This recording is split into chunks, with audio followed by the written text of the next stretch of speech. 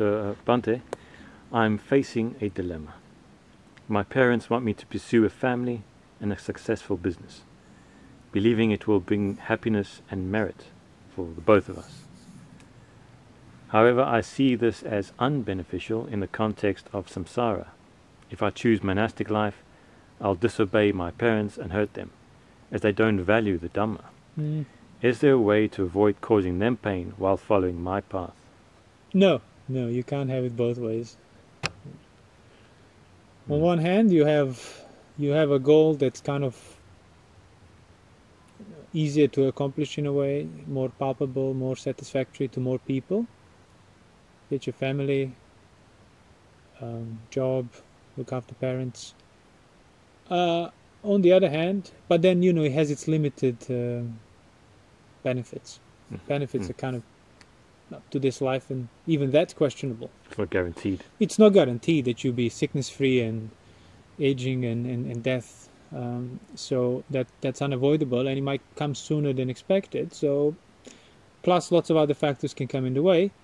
On the other hand, you have a task that would obviously displease everybody around you, be much harder to accomplish, much more uncertain to succeed at. But if you do, then you're done.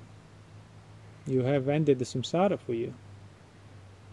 So it's just like what type of vision you have, whether it's short-sighted or long-sighted. Are you courageous enough or not? But you can't go both ways. You can't. It's impossible. And also, if you think like, oh well, I'll do one for a bit, then I'll do the other one later.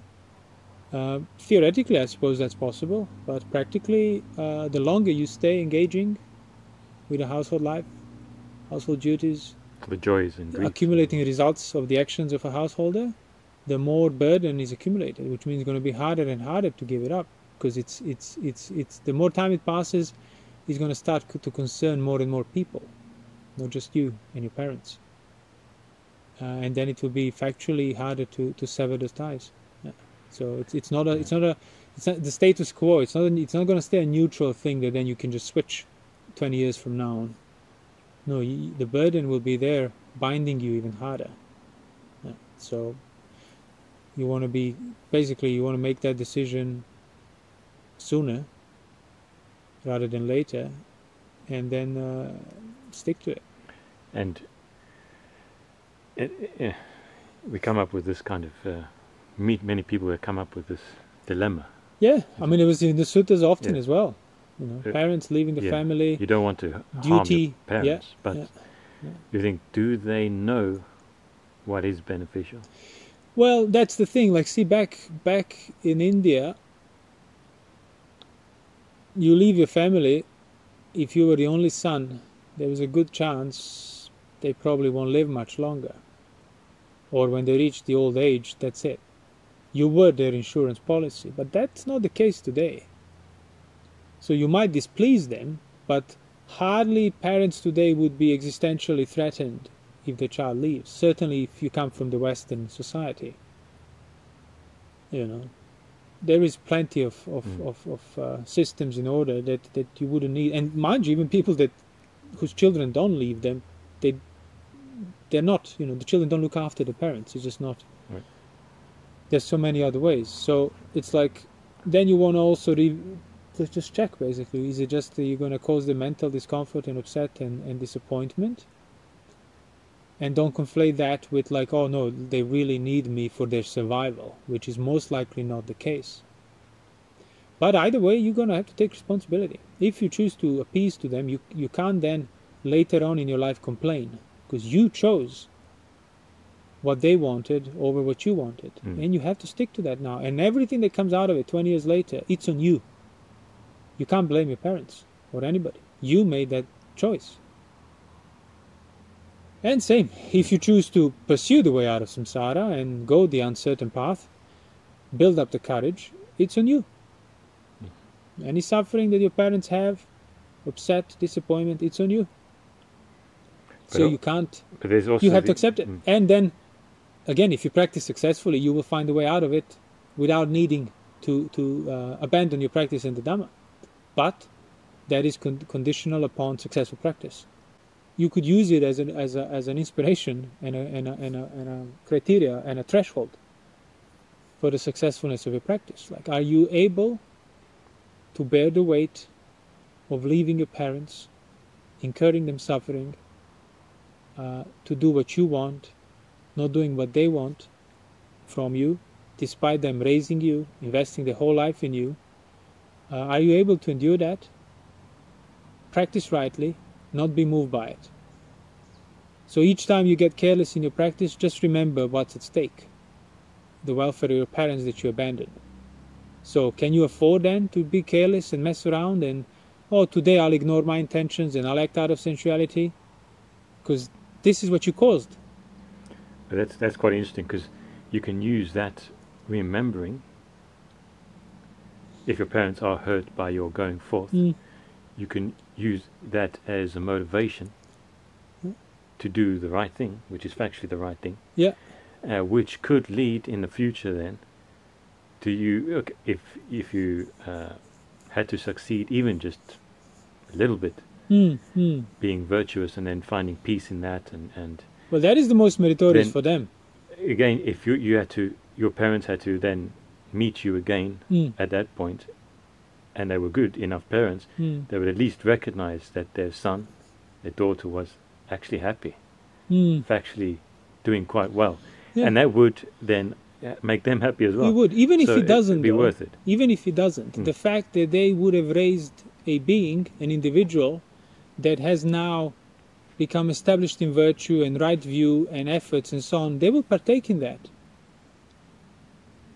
Because you wouldn't be where you were if they haven't raised you rightly. So that's what I mean, it's beneficial for them as well. But yeah, it's they may not see it.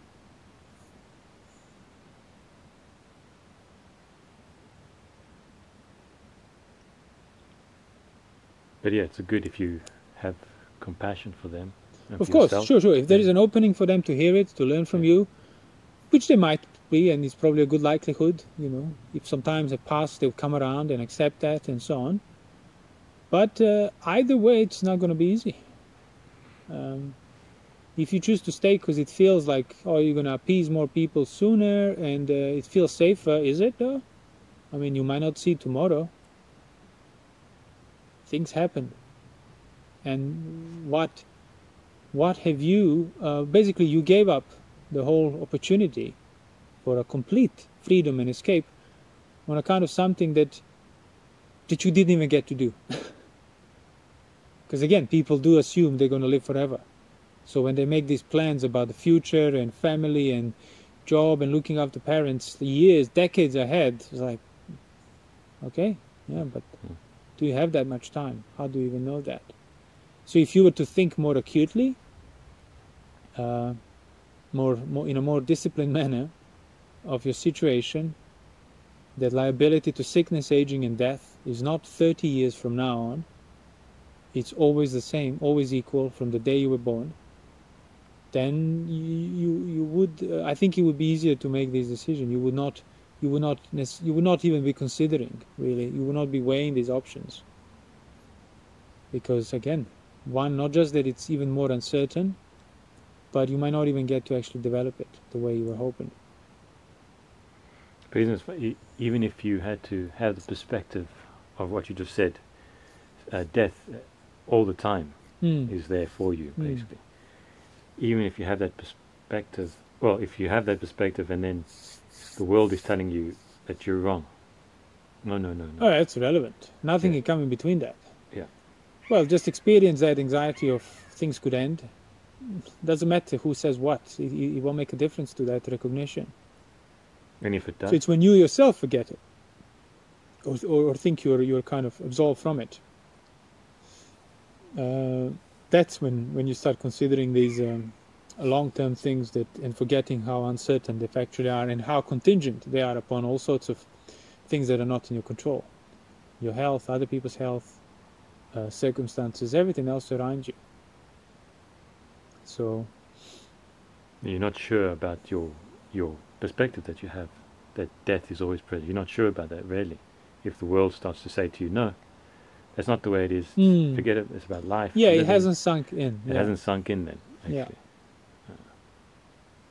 You're swayed still by the world. Yeah, I mean, even asking a question, can I have both? How can I do both? It's already like, you know the answer there. So you're just hoping, reaching for straws basically. You want to hear something magical that will absolve you from responsibility either way. But I'm saying the opposite. You're going to accept responsibility for both. So if you stay with your parents, you have to accept responsibility for everything that comes out of it and for not pursuing the practice and liberating yourself. If you go and pursue the practice for liberating yourself, you have to accept the full responsibility for that.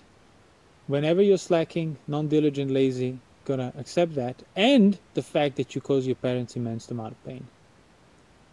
So not just that you can't have both, you're gonna have even less either way. But that is still more right than lying to yourself about it. If you become a monk, then your responsibility, not just that it doesn't diminish, it doubles up.